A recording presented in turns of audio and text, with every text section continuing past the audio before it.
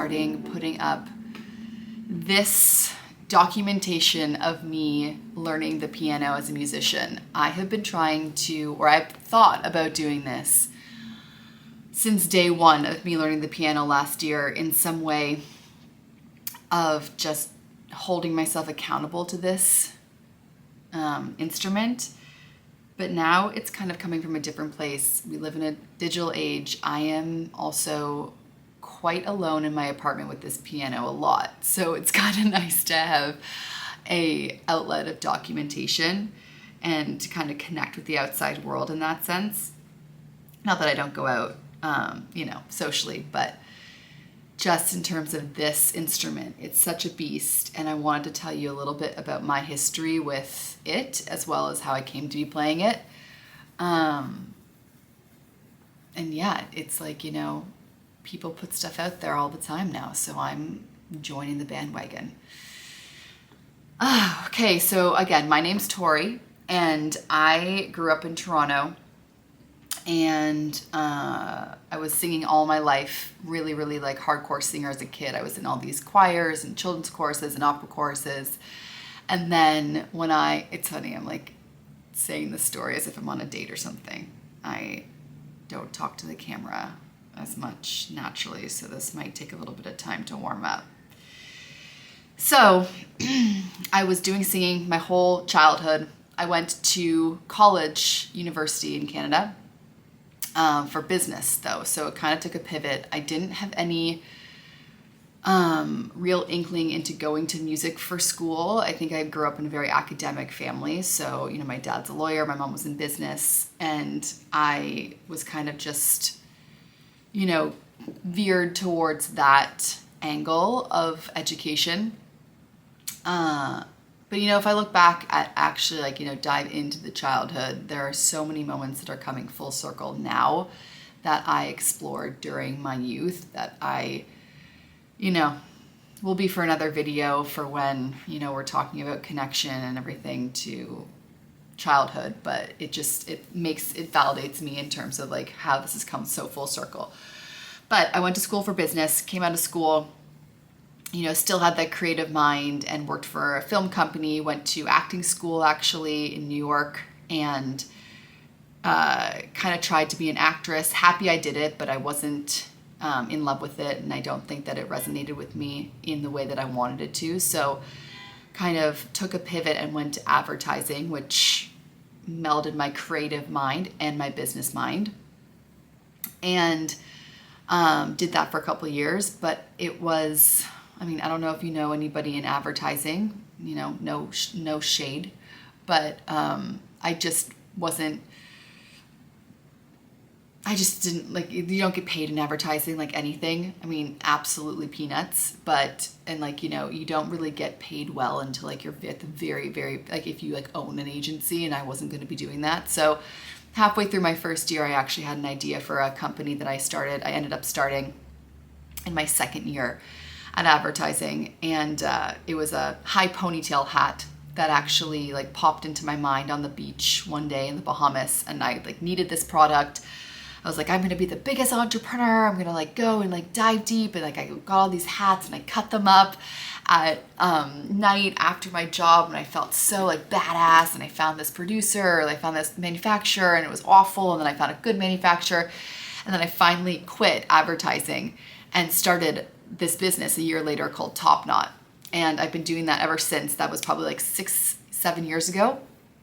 I've been doing Top Knot, and it's really it was really amazing at the beginning. It was just a business that I had, that I owned, that I built. And then also it was creative too, because we did photo shoots, we did videos, we did partnerships, brand partnerships, everything that I was kind of using my marketing side of my brain and my creative side of my brain as well. So that was wonderful until, as one does, say that things go south with COVID.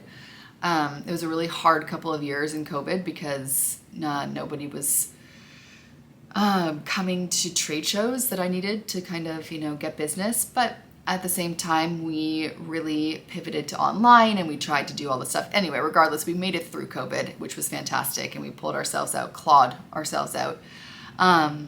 But a couple of years ago, you know, I was at a random party, and this guy approached me, and I wasn't in the mood like to do anything romantic, but he basically like asked me to come and jam with his friends, and meaning like go and just kind of have a musical session with his friends, you as the singer. And so I ended up doing that, and that, like, I didn't know it at the time, but that kicked off this incredible, like really, really remarkable energy in me that just opened my heart, and like I followed it in a really, really strong way of music in my adult life, right? So went to this jam session with all these guys. We didn't even have a drummer at the time. It was so chaotic, and we just kind of like dinked around. And then we finally I found a drummer for us, and we finally became like kind of like a fun band. We did covers, we did like open mics. It was really, really fun.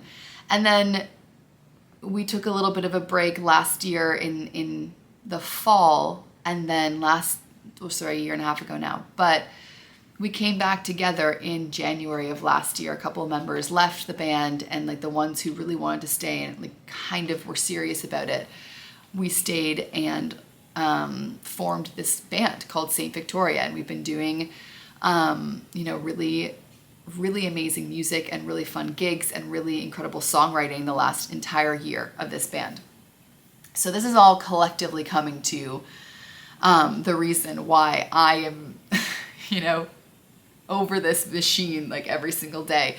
But I wanted to write songs for the band, and I wanted to write songs for myself, but I also just did not have a vehicle to write. Like I'd have these melodies, I'd have these things in my head, I'd have so many, like I've always been such a creator in my life. Like the business, it was one thing, but I've had ideas and ideas and ideas like my entire life. Probably 1,000 ideas have come through my mind. Just like things you could do, things you can start, things you can make. And these songs started coming into my mind too. So basically I started to kind of like, plunk around with this piano, and I absolutely fell in love with this instrument. Like I fell in love with it hardcore, like to the point where I'm like, I want to learn this piano, like this instrument. And so I engaged with a coach, or like a teacher that comes every single week and is still coming to my place every single week since last January. So I've been playing for a year and a little bit, like month. I've got this little puppy here. And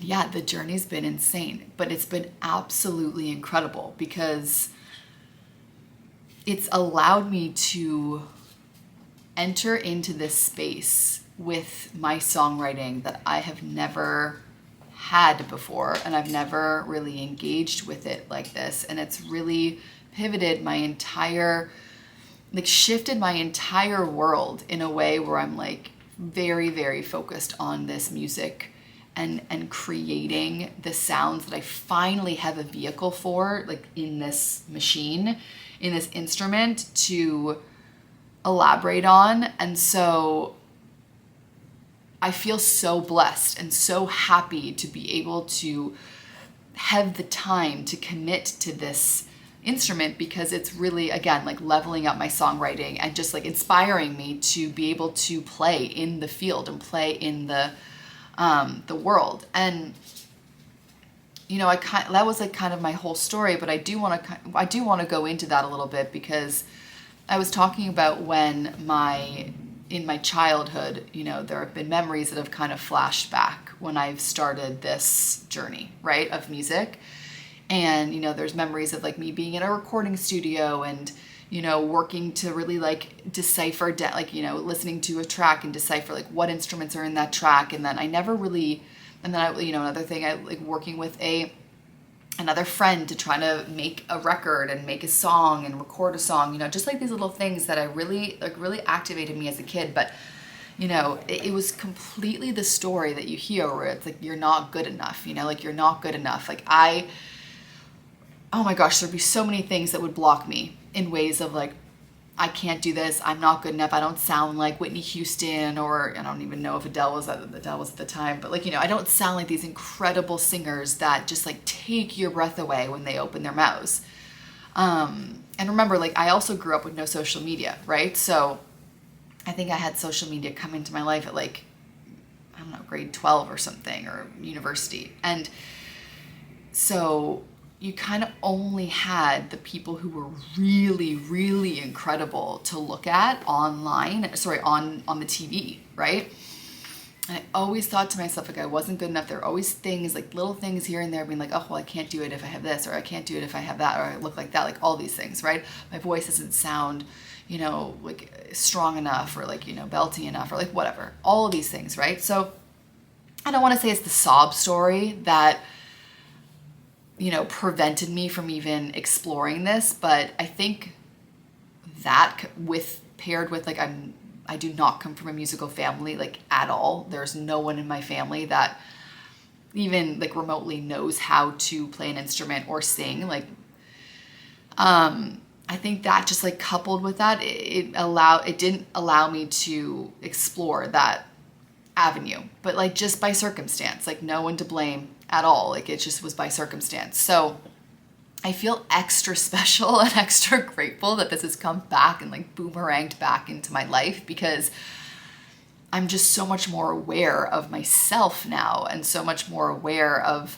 what lights me up and what brings me joy. And, you know, with years, you kind of realize you want to follow that, right? And you want to follow that energy that lights you up. And this has been, and even taking these last 2 years and comparing it to when I was acting, like, it's not even actually comparable, because the acting was just so not something that lit me up. It was stressful. It was work. It was like, but work in a way where like I didn't want to do it. And I would get so, like, I wouldn't be happy on set. I would just be so nervous and anxious, you know, and it would come out in the acting, you know, like I wouldn't be natural with it. And I think I was doing it for the wrong reasons. I think I was just, you know, young and really seeing other people do it, wanting to try it. And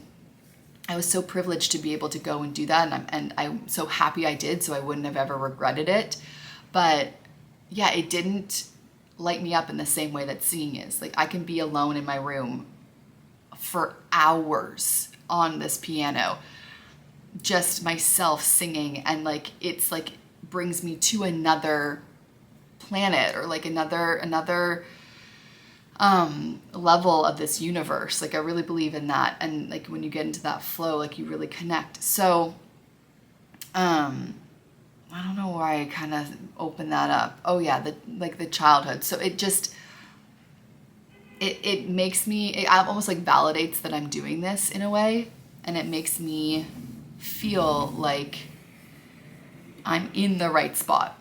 And with that comes, obviously, you know, not having been in this world for the last 10 years of my professional life.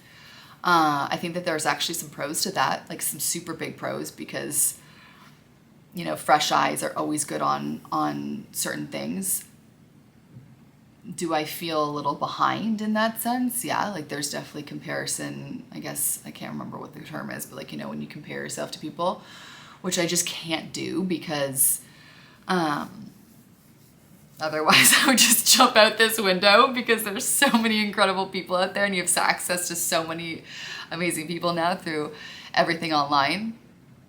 But this is, I remember why I brought that stuff up from childhood, is because, you know, it might sound dramatic or cliche, whatever, but it actually is like really meaningful to me to know that I do actually deserve a place in this industry. Like, it took me a really long time to love my voice. Like, it really took me a very long time to say I deserve to be here with my voice, because, you know, I'm not Whitney Houston, I'm not Celine Dion, who's my idol, and I'm not bad either, right? Like, it's just, I deserve a seat at the table too. And that is what has come to me the last 2 years in confidence.